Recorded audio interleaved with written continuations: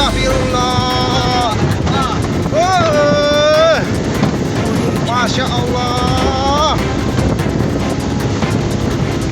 Habis rumah pinggir jalan itu kalau. Habis rumah pinggir jalan kalau habis. Astagfirullah. Kampung Nelayan Sungsang, Kecamatan Banyuasin II, Kabupaten Banyuasin, diamuk si jago merah pada Sabtu 2 April 2022 sekitar pukul 19:20. Belum diketahui asal api. Diperkirakan puluhan rumah nelayan yang sebagian besar terbuat dari kayu dan letaknya berdekatan ludes.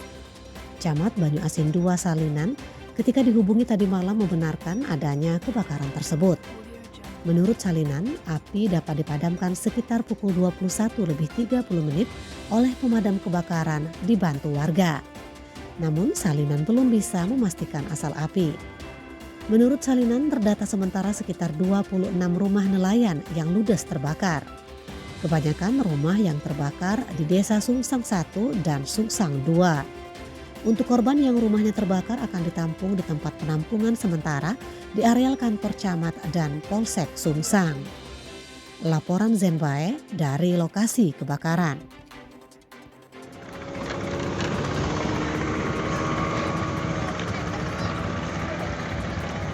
Astagfirullah.